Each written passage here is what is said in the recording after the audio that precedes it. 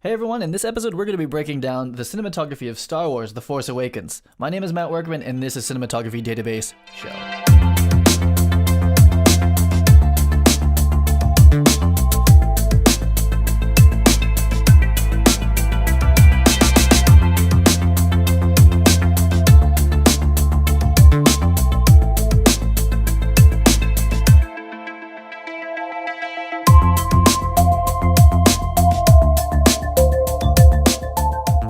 So the main reason I wanted to break down Star Wars was because of lightsabers. I like lightsabers. And any movie that has more than two lightsabers in it, that's a movie I'm probably going to watch and I'm probably going to break down. So Star Wars has the lightsabers. That's the reason I wanted to do it. In this episode, I want to give you a quick overview of what we're going to go through. It's going to be a long episode because Star Wars is epic, so I wanted to really give it its due justice. So you're probably looking at the total runtime if you're like, oh my. But it's long and it's good though. There's a lot of stuff in it. We're going to be looking at the custom black Panavision camera that Panavision gave them to film this movie. It's really cool looking. I think it's worth its own section. I think they called it the Death Star or something like that. The Death Star. Next, we're going to be breaking down the first shot from the trailer, which I'll play for you really quickly so we don't get banned or don't get flagged. Then we're going to be looking at the Steadicam shot that's also in the trailer. Really awesome. There's some good behind the scenes for that. Then we're going to be looking at the desert scenes in Abu Dhabi, which is like the whole beginning of the movie is like kind of in this desert. And we look at how they lit it, how they shot it, good stuff. And at that point, we're going to take our break and we're going to be looking at some of the early user work from Cinedesigner. Some really great DPs have picked up Cinedesigner almost on day one and started just running with it. And what they've created is nothing less than amazing. It's really cool. So I'm excited to share that with you. Next, we'll be looking at the IMAX camera. Some of the scenes they filmed with an IMAX camera, and we look at the behind the scenes and kind of how that gets worked into a movie like this, because Star Wars is like that. It's like 2.4, but IMAX is actually square pretty much. So how does that work out? There's a really cool breakdown that shows you how that works. After that, we're going to be looking at some of the virtual characters and some of the virtual sets that are like half real set, half CG. Maybe it's more like 90% CG. So we'll be looking at the hangar, the rally, and the finale or not the finale, but basically where Han Solo and Kylo have it out. I'm calling it the Blue Bridge. And then the last thing we're going to break down is my personal favorite scene is the forest scene where Kylo Ren and Rey fight it out. It's really cool. There's some cool behind the scenes for it. So I'm really looking forward to breaking that down. So right before we get straight into this, I want to show you the Cinematography Database website. So cinematographydb.com. You can go there and check this out. This is our DP to watch section, and I'm going to try to do this more frequently. This week I interviewed Adam Coleman, or last week, I guess. And Adam is a DP that I've known quite a while in New York City, and we talk about how he came up and got to be where he is, where he interned. And he's actually been working in 3D for a while, and he is one of our first Cinedesigner users, and he's actually the first person that I know of that I've talked to that used Cinedesigner on a real job. So here's his lighting diagram that he made for that shoot, and there's the set photo. It's like pretty much the same thing. It's pretty amazing. Adam is really good at it already and putting it to good use on big jobs. We also talk a little bit about using the Nokia Ozo camera for shooting VR and shooting 360, that sort of stuff. So Adam Coleman, he's really on top of the new wave. He's truly a modern cinematographer and is doing Cinedesign and VR. So go check him out. This is something that I'm going to try to do at least once a week, is highlight a DP. So if you guys are interested, get at me. If you have cool work, share it with me, and we'll probably get you on the website at some point. So let's get right into this. The Force Awakens, Star Wars. It was an awesome movie. So a couple people requested it. So Finn, Ian Tays, and Tom Turner. I don't know how to say your name, sorry. Thanks for writing, guys. Definitely gave me more motivation to actually do this. Let's look at our slate here. I'm going to turn on the brush. Directed by J.J. Abrams and shot by Dan Mindel. Not the best slate of it, but this was from that cool trailer where it was just all slates. The marketing for this film was really good. I mean, they did a great job. Here is Dan Mindel, the director of photography, and Dan, if you go check him out on IMDb, has done just amazing work. Really cool stuff. Super jealous of him and Bill Pope. Oh, is it Bill Pope or Bob? I forget. Who shoots The Matrix and these kind of big VFX movies. I mean, that's like I've said before, that is my jam. DP goal for me, hashtag DP goal, is to shoot the live action Naruto movie. Now, I hope they just make lots of them, but I'd like to be there for that. Like I said, I already missed out on World of Warcraft, but maybe I can shoot the Naruto live action movie if Dan Mindel or Bill don't take it from me. Because those are my movies to take. Here is a gigantic slate. Really cool.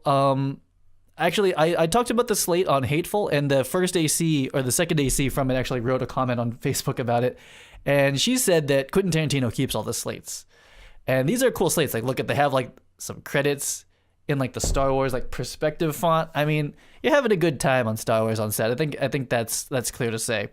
So let's get right into the black Panavision camera. So I think they called this the Death Star. There's a lot of photos of it online, and I've collected some of the best ones. So it's basically, I think a Panavision, is it a G2? I forget the exact body number, body model, or like the Millennium. I think it might be the G2 or XL2. I forget the models. I don't shoot a ton of Panavision film cameras anymore.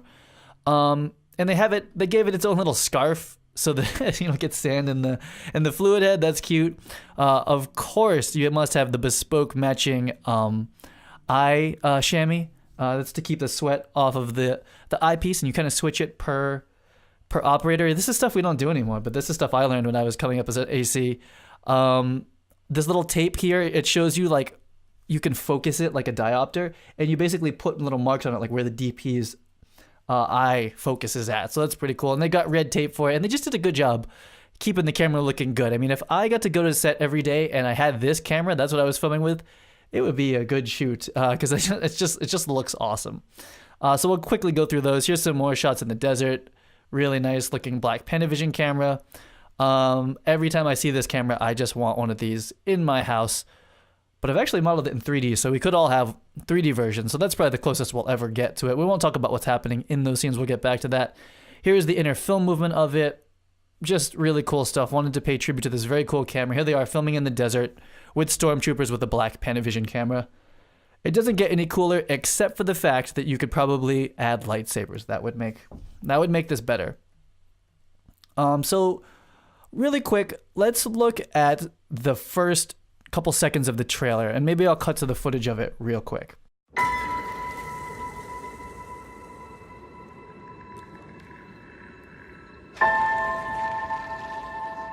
Who are you? So this video is probably only banned because I played a couple seconds of the trailer, but that like first like piano hit, the like ding, and like the cinematography of this whole scene is amazing. I mean, these couple shots is like kind of the reason I went and saw the movie. Besides lightsabers, I'm gonna stop saying lightsabers. So here's just a nice shot. Kind of opens up the whole thing. It starts off like dark, and then it opens up, and you know, I want to touch on like the five engaging things of cinematography. It's practicals, it's backlight, it's haze. I'm not going to go over all of them. Silhouette, it's here in almost every one of these shots. Really awesome. Good setup for the movie. This environment is really awesome. There's so much detail, and they're inside of like an old broken down like Imperial battle cruiser that crashed, and she's inside of it salvaging parts. Just really awesome. Like the atmosphere coming through here is really cool. Nice breakup on her light. And nice breakup patterns of light here. So bright there, dark there. Just really interesting details. Cool perspective. You know, this ship is clearly like sideways. It's really dynamic, and the flashlight again adds a lot of interest because it's blue, and a nice little bright spot there. Cool foreground of these wires, and again a little bit of a lens flare, and then just light coming through here, dappled. Really interesting 3-point perspective shot. We haven't talked a lot about 3-point perspective, and we're probably not going to either in this one, but this is a 3-point perspective shot. Really engaging. She comes flying down there. More light shafts, silhouette, depth. It's all good. This, it's like mind-blowing, right? Like more shafts of light coming through here in 3D. In Cinema Designer, these are called volumetrics, and we can actually design this cinematography kind of stuff here, even if it's the sun, which is really good. But here's the cool thing about this shot and this intro is that it truly is a hybrid of live action and CG and matte paintings, as a traditional Star Wars movie really should be. So we're going to look a little bit about how this got actually done. So here is the plate from that shot in the beginning. And so the composition and everything like that we'll talk about right at the end of this little section is all actually drawn out beforehand by someone called the concept designer. And I've followed a concept designer named Feng Zhu online for many years, and I've learned a lot about concept design and how it works in the movie industry. So much of this gets designed like years before they even start shooting. Someone's painting pictures of this stuff, and these are definitely from paintings. And this is the live action portion of it. So we have the perspective of the lens, right? We put the major prop that the talent is interacting with, and then it's lit from the direction that we know the light's coming from. So that's how this got put together. This shot here turns out was entirely CG, the person, but that's okay. That's cool. Again, the cinematography happened in the concept design phase, the painting of it. And then the live action execution was to put this main prop in there, which is where she was standing, I guess. She was standing over there, and then putting the light in the right direction and getting the right perspective for the camera. Because getting the perspective right with a real world camera is still the way that a lot of VFX supervisors like to work. They don't like to go fully CG unless they have to. And like I said, this is a concept drawing. It looks like this started off 3D, like they had a 3D version of the Millennium Falcon to work with, but then they went and they basically painted over this. Just like I'm painting now, you can paint the light over this drawing, and that's likely how that first scene got put together. Because essentially, where's the wide shot? That essentially is a painting. This isn't a real set. This is pretty much a drawing / matte painting of 3D. And even that person's probably fake as well. Fake meaning CG. So you got to show a lot of love, and I want to make you guys aware, for people who don't know what a concept designer is, concept designers do a lot of the planning of the shots and even the lighting in the environments. They do everything in 2D first, and then the live action crew shoots the live action part, and the CG people do the final image. So that's from the intro. So if you saw the pilot, if you saw the trailer that came out, there's this really dynamic shot where I forget your name and I forget the name of the stormtrooper dude who deserts. They have this like interaction where they walk by each other and the camera does a handoff essentially. So we'll show a clip. I'll show a part of that trailer. This video is going to get flagged. A Jedi. So that's a cool shot, right? Really dynamic. I'm not gonna have time to break down exactly all of the things I think that are happening in it. There's a lot of stuff happening there. It's a very Spielberg type of shot, actually, that type of handoff. But this is how they shot it with the Steadicam here. Boom, boom. He's getting down. We have our octagon bounce, probably for a certain shot. And probably for a certain shot. For when he gets close and it turns into a close-up, he can bring this like low bounce in and being like, a little bit of low bounce for you, make you get your shine on. And then here's another cool shot of the man. You're flying the Death Star, the Black Panavision camera. That's a cool day. This is just another shot behind the scenes of that Steadicam setup. So let's go to the desert now. This is going to be a big section. The desert's where most of the movies takes place in the beginning, and we start with J.J. Abrams here with a nice Pterodec. And I don't know what this whole thing is. Actually, no, I've seen this. I think this is the Kish viewfinder. Kish. Not that you guys don't really need viewfinders. I mean, this is for like, if you're on a big shoot, you can have a viewfinder, a PL viewfinder, but you really don't need them anymore. Just use a 5D or something like that. Interesting C40 Panavision lens. I don't know what that is. I really have no idea what that is. But he clearly has some sort of video tap with a wireless. So this video is going out to someone at Video Village, and they're going to record it. To see what he's framing up, and that's a nice way of working. On shoots this big, the production designer, I think I've talked about this before, will build an entire miniature of the set, and this is going to be helpful for like some like kind of miniature real world previs. So the AD or whoever can be like, okay, so we're going to have a camera here, and we're going to point it back towards this thing, and then spoilers for this scene: the Millennium Falcon comes in, crashes here. Well, it kind of crashes and then it goes up like that. And our camera's going to be there looking up at it. So you can kind of do this previs cine design process, but in real life. And it's really good because everyone can see it. It's very, I don't know, concrete, right? So you 3D print out these little models. Likely they have them in 3D already, but not everyone can do this, print out these models and have these big elaborate meetings. For a lot of people, it'd be much easier to just do it in 3D with, Cine Designer, or even without Cine Designer, just planning your stuff in 3D and looking at it. That's pretty easy. It's pretty affordable. You can just go get the Cinema 4D demo and just like get on with it. Here's a wide shot again. Of course, doing it live like this and printing it out, that's always preferable if you can do it. Do both. Do previs, Cine Design, and print this stuff out if you're on a big enough shoot. But I thought that was really cool. I don't want to feature that. So let's look at the lighting here real quick. Let's go to some sunshine lighting. Is this going to even show up? We'll find out. So let's look at the atmospheric perspective. I'm going to have to talk about that every single time because it's really important, and we're going to be talking about it a lot because it's one of the main features of something being cinematic, I think, the lighting and painting in 3D. So look at the contrast on Finn. Is that his name? Finn? On Finn's skin here. So here's a bright spot, And we have a lot of contrast. I'm just picking tones out of this. You'll see that there's a big range of bright to dark. But as we go to this background here, because of the atmosphere, because of the dust, I'm picking bright and dark spots. The contrast is now less.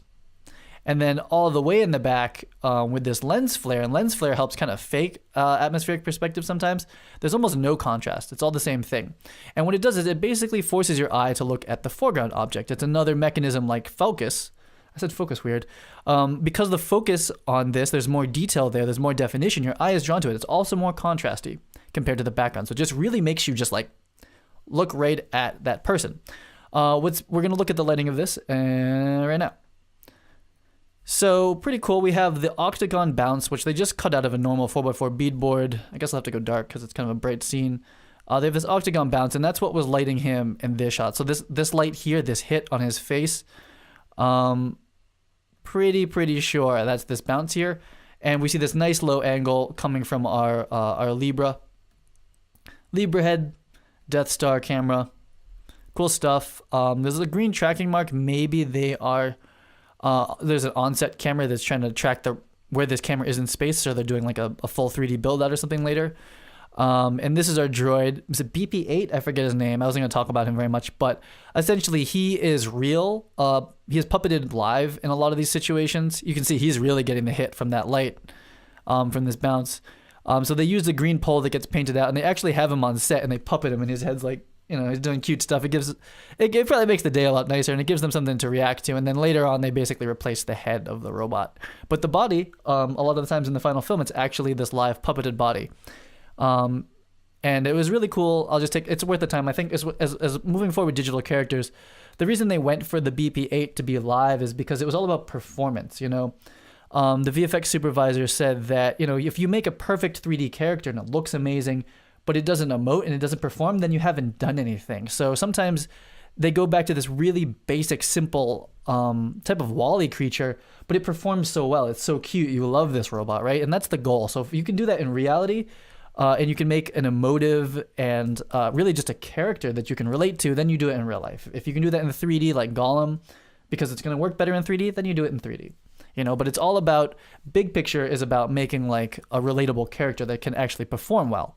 And that's something I learned watching all the behind the scenes from this movie. There's a lot of behind the scenes. So this is going to be a long video. It would be like 20 hours if you went and did it yourself, I'll tell you.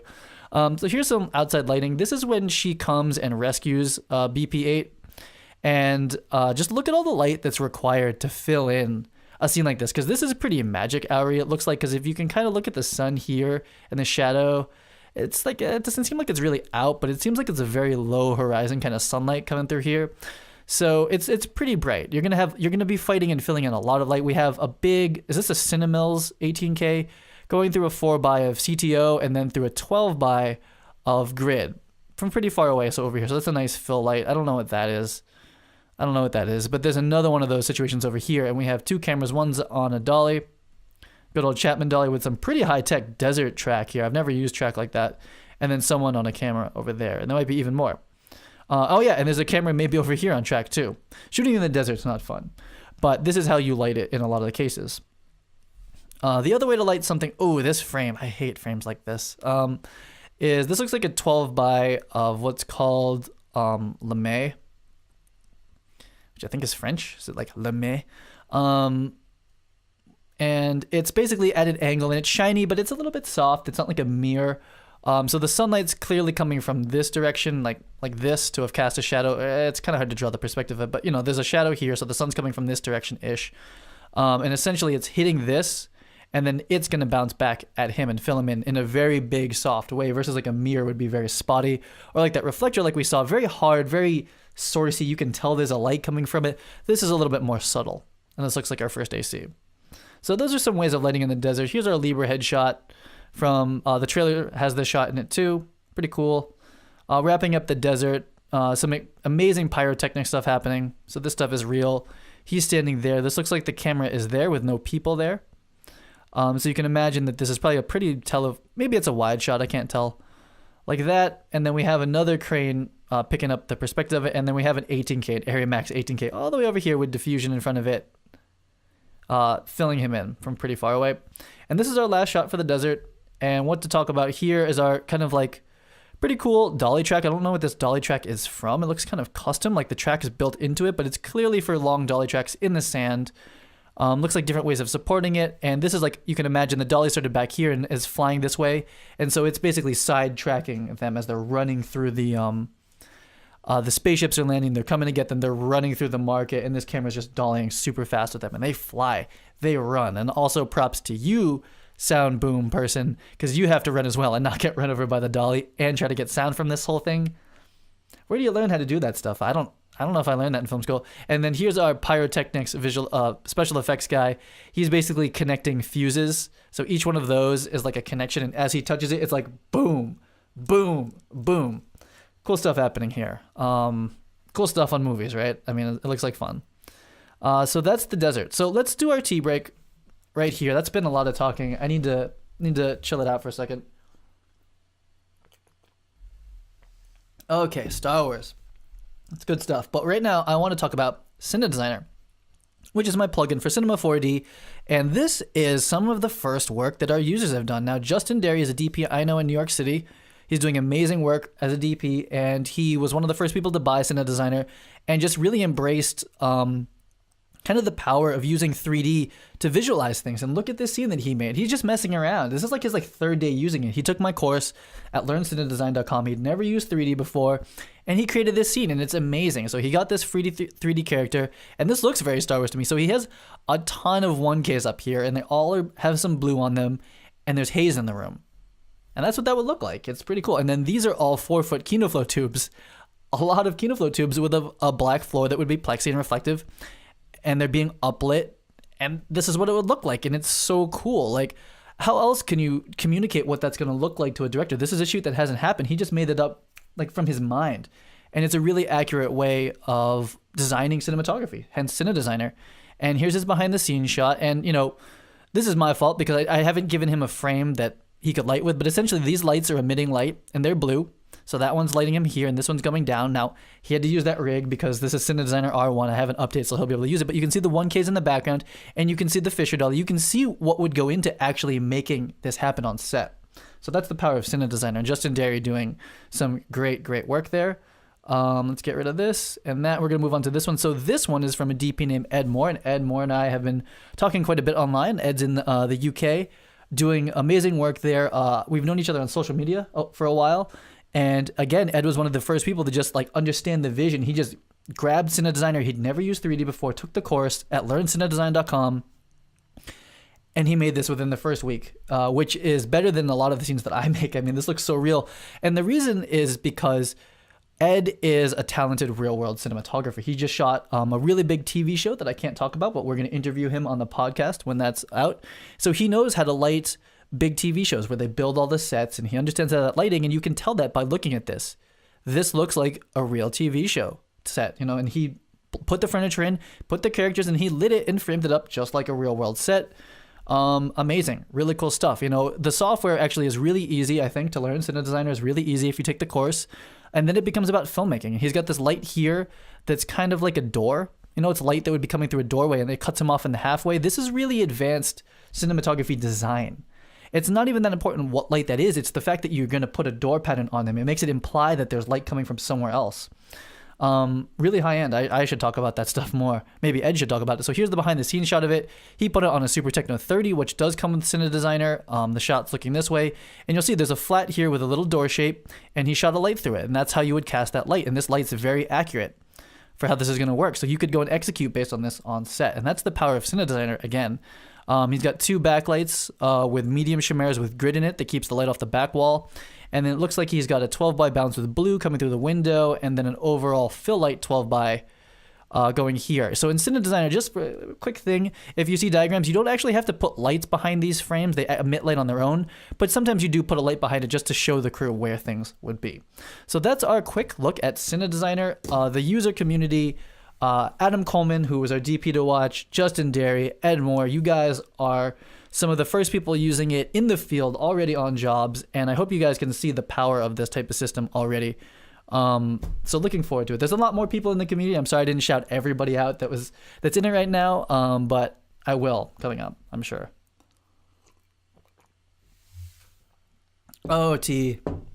Tea and lightsabers. That should be the name of this show.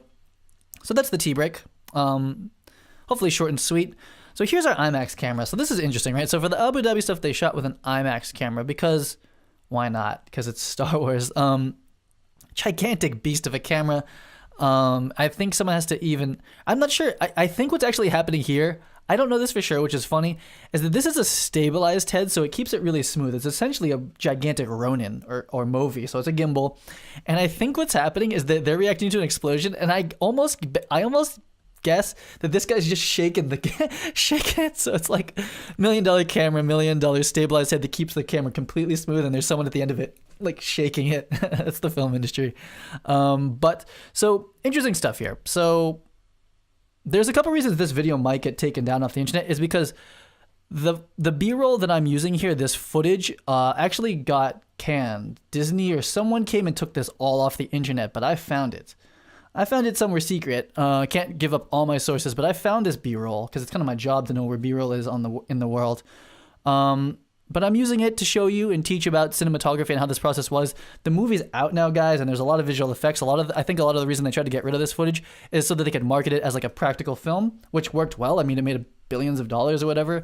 So I think that they should be cool now, me talking about like some of the reality of it. So here's what an IMAX plate looks like, right? So it's like, it's a big square. Now it's a big square. It's like a 72 millimeter aperture and a gigantic scan, but it's like, what, like 8 perf or something like that? Is this like an 8 perf like film thing, something like this? Like big negative, right? But it's square. So what exactly is going on with this? They basically, on all these IMAX shots, they had to extend and reframe into these shots because, you know, you really can't. Looks like they did that to get it too far, so they extracted out of it, you know? So it's kind of interesting. Looking at this plate, again, I actually have a cool behind the scenes of this, but I guess I won't show it. They're kind of cropping into this IMAX plate here.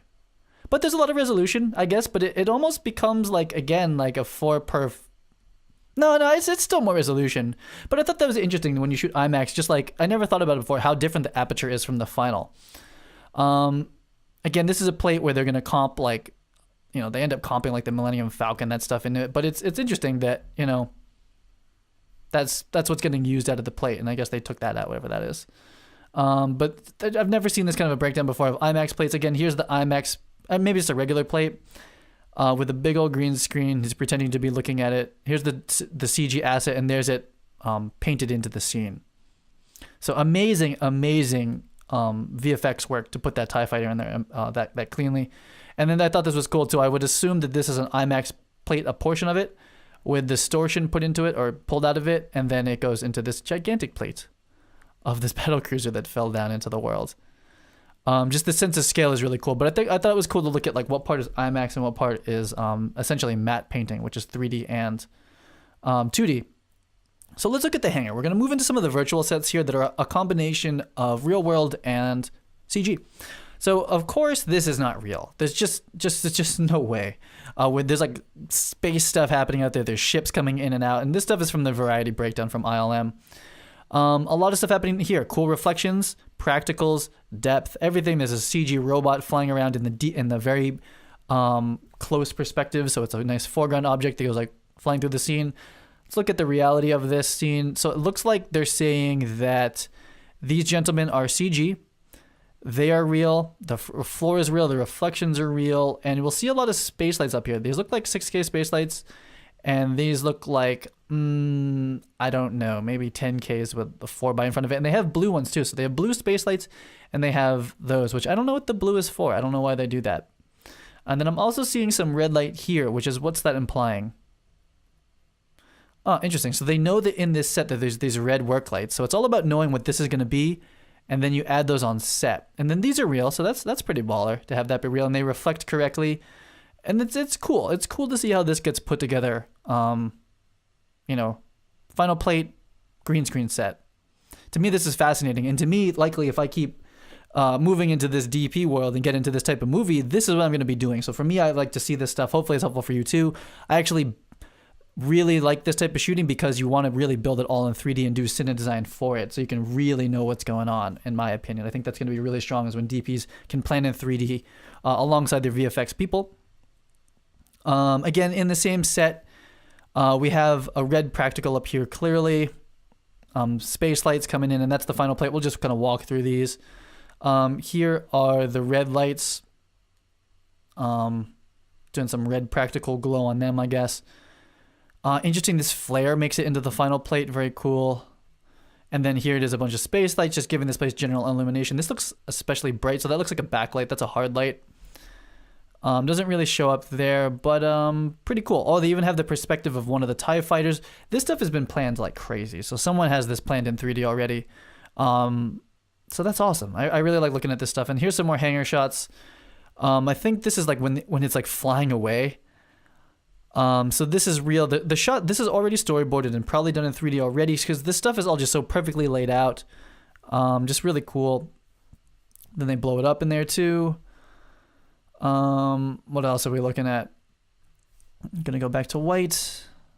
Not quite the same plate, but again, you just see like that they built a lot of the set actually, and the practicals reflecting in the floor and that stuff. That's super money. So that when you put this stuff in, everything just kind of sticks better.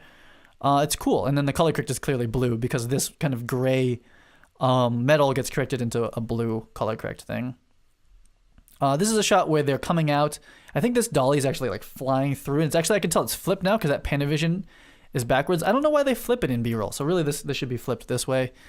The ship is on green stands that get painted out. And building this ship for real is pretty awesome. And having these practicals there and these are they MR16 bulbs or something like that. It's really cool when you're working with the production designer to build the fluorescence or the LEDs into the set. That just makes things like look so much better. And then you don't have stands and stuff. You can kind of look in all directions. The more you build practicals into sets, the more freedom you have on set. And it looks cool. And in my opinion, the best way to plan that would be to plan that in 3D with your production designer. Because otherwise, what are you guys talking about? I don't know how they did this without computers. Here's the last plate we're going to look at from the hangar. Really cool perspective shot. Look at this perspective here. Really cool. It's actually even a little bit of 3-point happening with the horizon where, like here, something like that. And a little bit of 3-point happening into this direction and her climbing. And then let's look at the plate for this. Pretty awesome. Super techno. My God. That's like a Super 50 or like a 75. That's a long techno crane. And there's a lot of stuff happening here. But anyway, the lighting is basically built into here, a backlit plexi with LEDs likely, and then a spotlight coming down. The perspective is all the same, so you have to line up the shot correctly to the previs or to whatever. So the horizon definitely seems like it's up here or something like that. And then again, the final plate looks like this. So really cool virtual work done, virtual location work done in Star Wars, and the hangar is one of my favorites.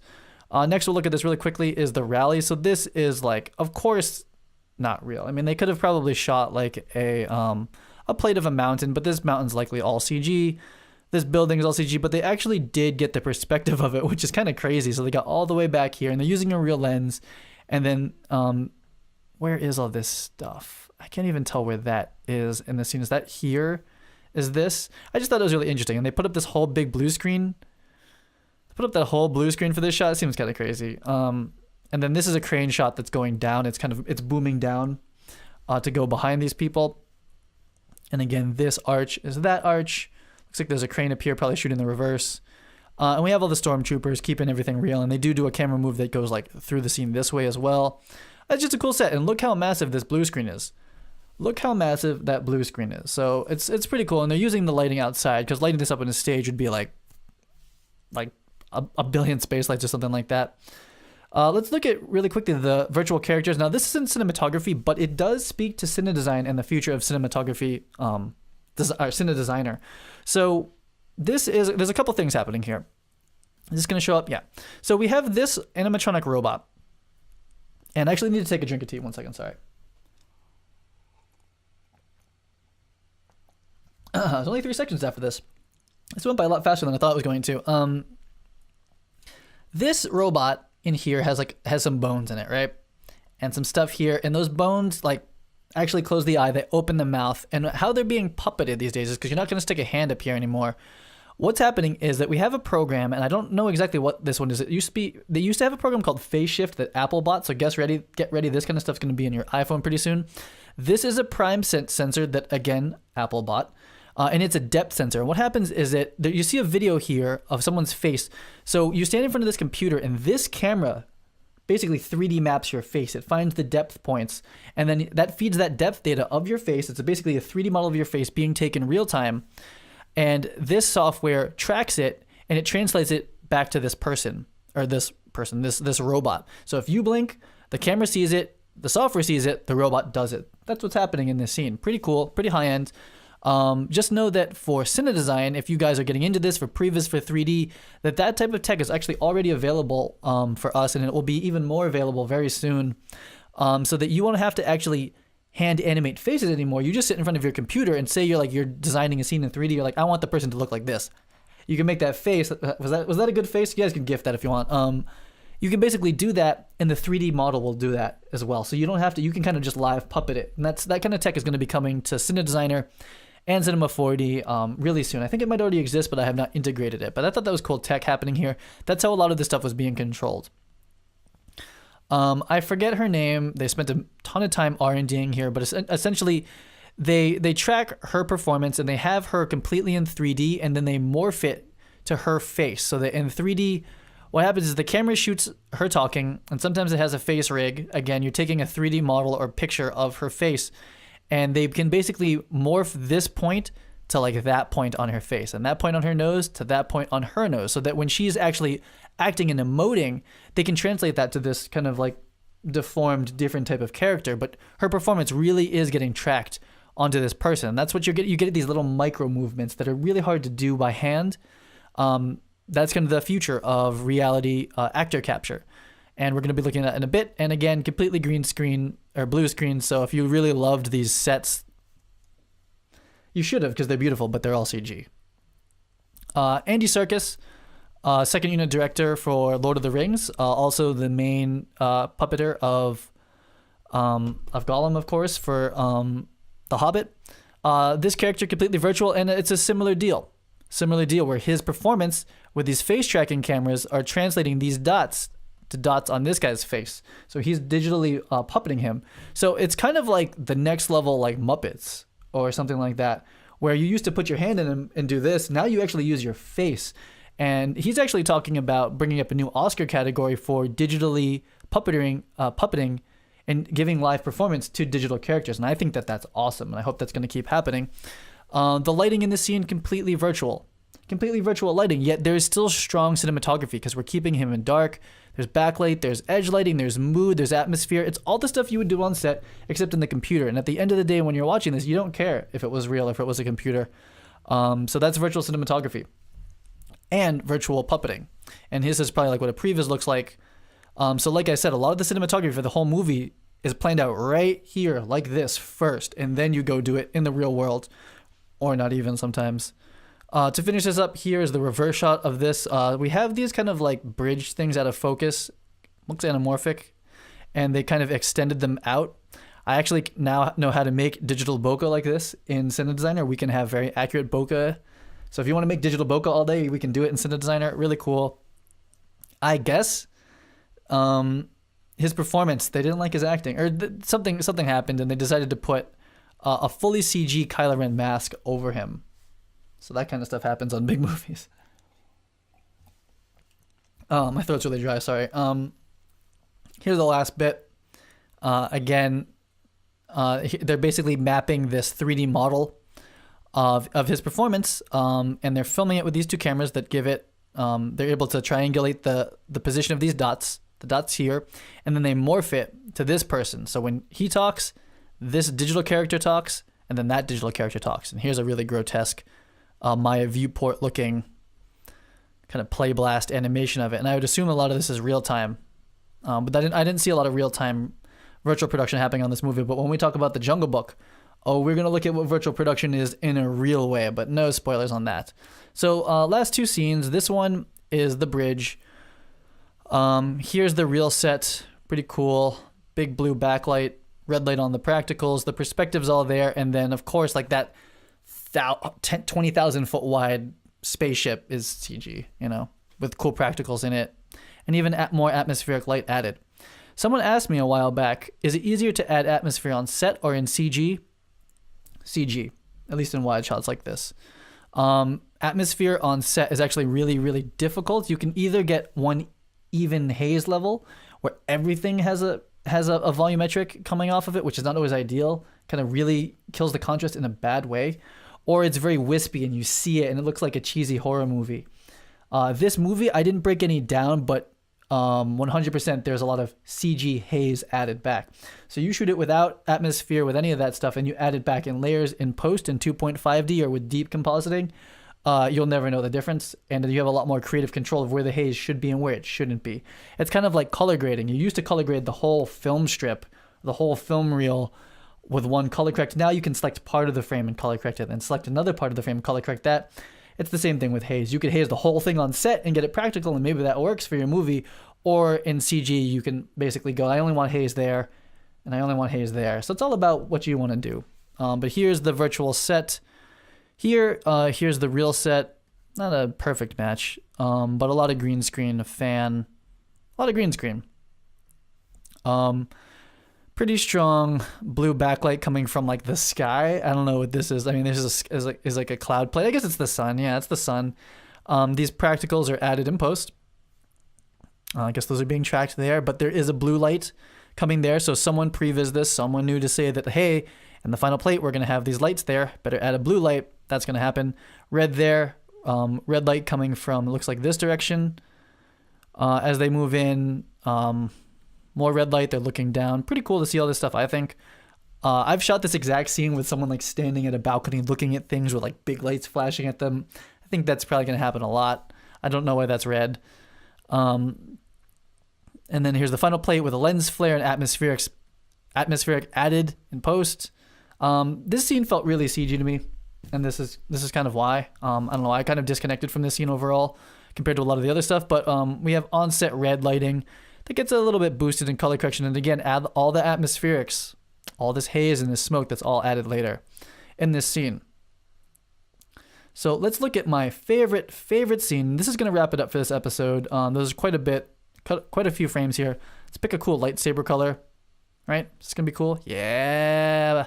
Oh no, it should be red, shouldn't it? It should be red. I'm wrong. Let's get a good red color going on here.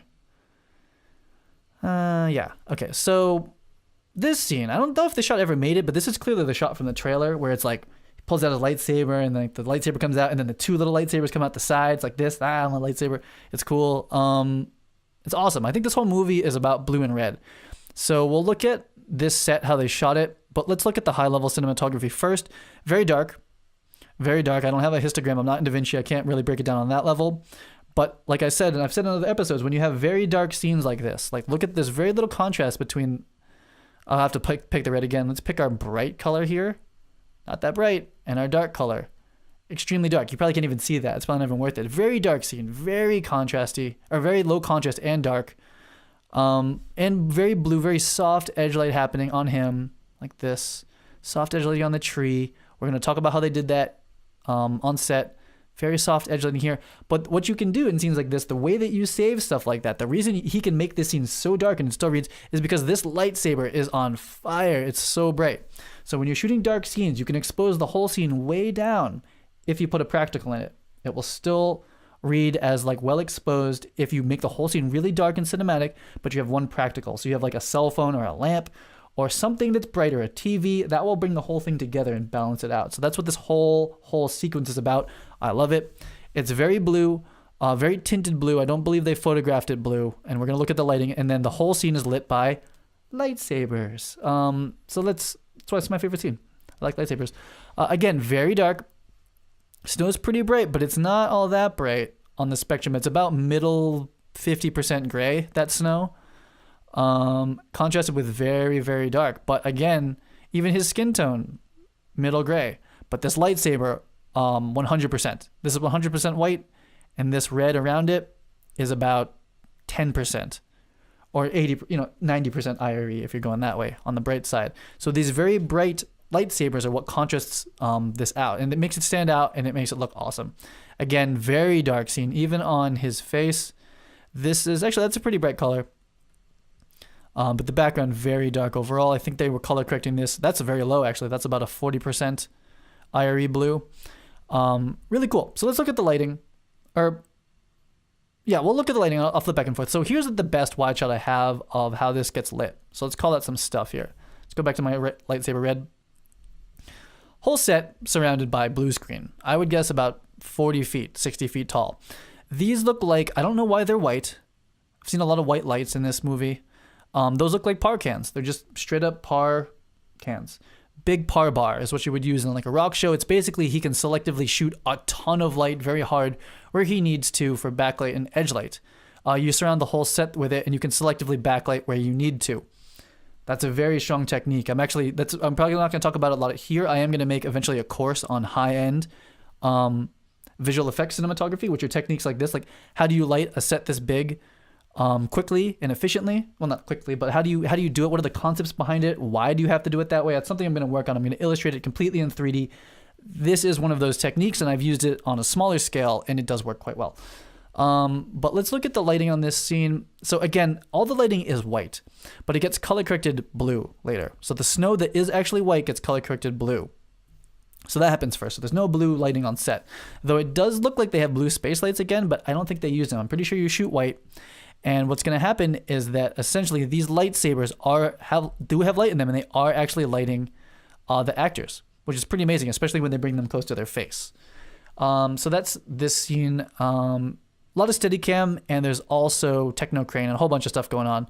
But essentially, this whole set is built up on a big platform, fake snow, trees that are like 20 feet, 30 feet tall, surrounded with blue screen.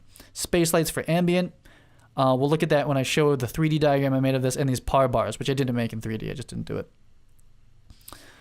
Here is the Techno Crane with a Scorpio stabilized head, really good stabilized head. If you guys are on a shoot and all of a sudden someone's asking you for a stab head, Scorpio stabilized is a really safe bet for studio stuff. I mean, I don't see it outside as much, but I see it in the studio quite a bit. Very big set. Let's look at the lighting. Very soft and kind of coming from this back direction. A little bit of edge light here. We saw that there was a space light hanging like this for her, and this basically back ambient is going to be from those space lights. I don't see a lot of par light. And again, this and this, that's lighting him. Awesome scene, man. Just another cool shot of the lightsabers. J.J. Abrams, Steadicam operator. Did I skip one? I did. I got to put a thing here.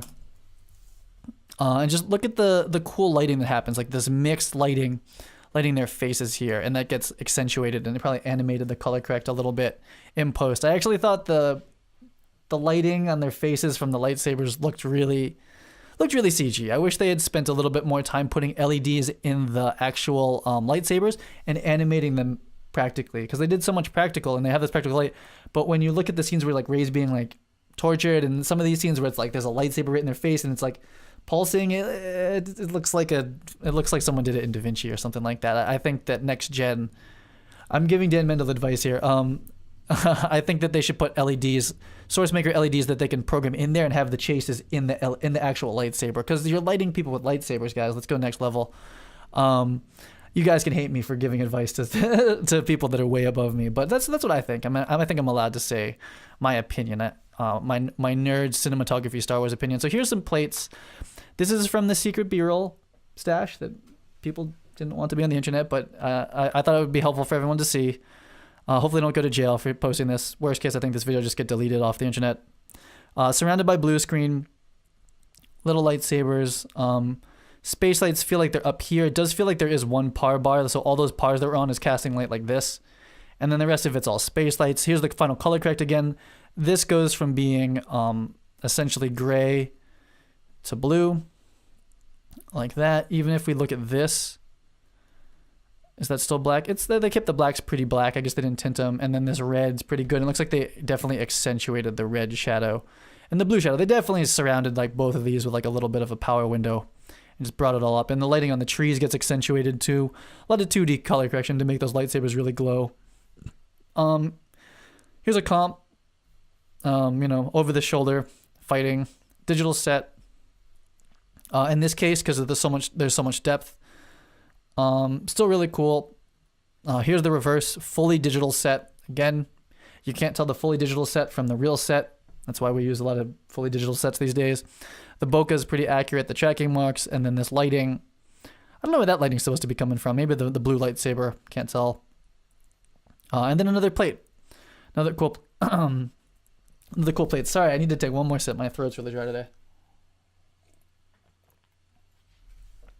Okay, so here's our last shot.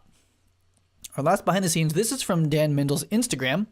And guess what? It got deleted off of his Instagram because Disney didn't want people to know how much visual effects went into this movie. So this got deleted, but it's still on the internet everywhere, and I saved it. So again, this whole set's up on a platform so they can do these up angles. We have a Super Techno coming in. This looks like a Super Techno 50 with the Scorpio. Oh, that's a Libra. Man, they had a couple Techno crates on this. That looks like a Libra down there. So this is the Super Techno 50 or 30. Low camera on a slider. And shooting some action stuff, man. Here's the par bars are definitely on now, flaring a big old backlight to pop them out. And the space light's doing ambient work. And that is going to be our look at the last live action plates. And to wrap this out, I want to show you this. So I spent a little bit of time, and I didn't spend as much time as I wanted to on this. But essentially I tried to build this set in 3D, and you can see this is like the snow and the big blue screen, and they're being lit basically backlight by a row of space lights. And I didn't show the pars. And I built this in Cinedesigner. I wanted to animate it, but I kind of ran out of time moving forward. But here's my behind the scenes take of it. Basically a big snow set. I made it like 60 by 40, I think. Trees, space lights all along the edge that are kind of backlighting them. And then what I didn't draw are that there are like these pars here. Bunch of pars like that, and they can selectively add hard backlight as they need to. And you can see why you need a Super Techno 30 is because so you can throw the camera all the way out there and do camera moves like this in this set.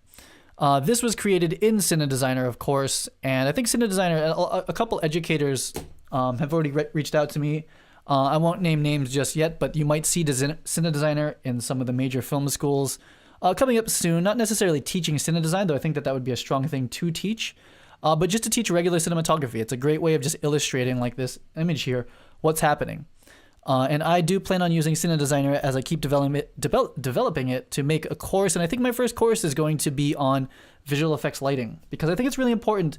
And it's going to talk more about just like, how do you light a blue screen? It's more like, what do the compositors need? Why? We talk to some visual effects supervisors. How do you track a camera move? What kind of head should be using? Kind of high level stuff that cinematographers, not that many of them have access to that information, and I'm able to show a lot of the lighting and the techniques in the 3D in a really solid, concrete way. So that's something I'm probably going to do with Cinedesigner moving forward. No promises just yet. Let's go back to the cool plate. So that's our look at Star Wars The Force Awakens. Really cool movie, obviously.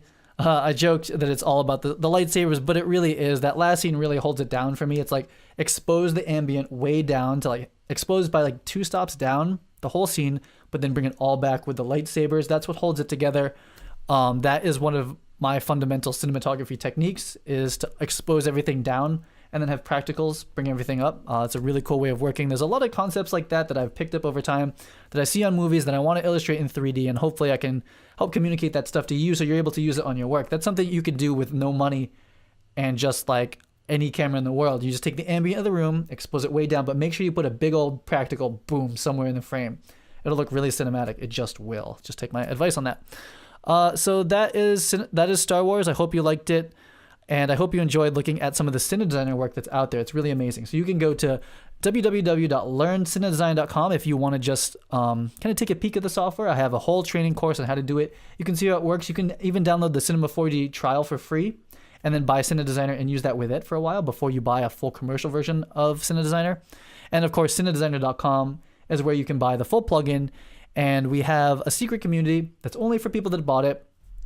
And we're on it every day, sharing our work and tips and tricks and things that we find on the internet. So if you do buy Cinedesigner, not only do I give you the tools, I'm going to give you a full video course on how to learn it. And of course, we have a nice community of people like Ed and Justin and Adam and myself and more people that will help you get through it and answer your questions. So that is it for this episode. Thanks so much. I think I don't know what I'm going to do in the next episode, but we'll see. Leave me a comment. Maybe I'll change my mind. I'll see you guys on the next episode. Cheers. Bye.